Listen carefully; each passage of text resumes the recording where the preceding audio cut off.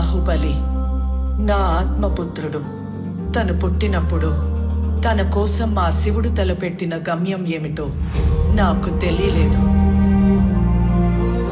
తన మరణం ఆ ప్రయాణానికి నాంది మాత్రమే అని, ఆ గమ్యం వైపు వేసే మొదటి అడుగని తెలియలేదు.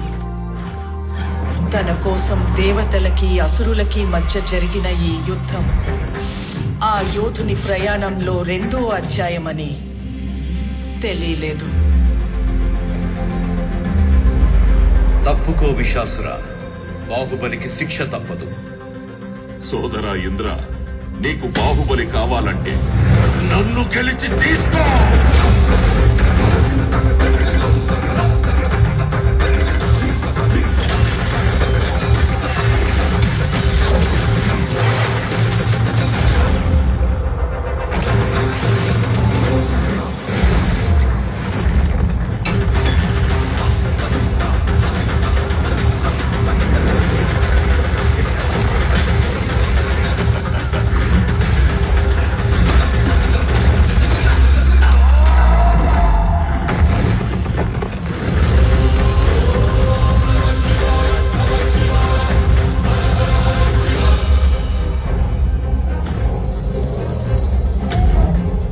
బాహుబలిని ఎవరు కాపాడతారు ఇప్పుడు?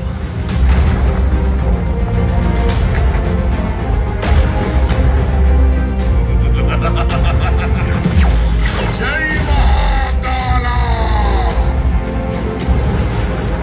అది అదే ప్రశ్న ఇంద్ర. ఇప్పుడు నిన్నెవరు కాపాడతారా అని. ఈ 14 లోకాల మనుగడ ఒకే ఒక మానవుడి చేతిలో. ఆ శక్తి పేరే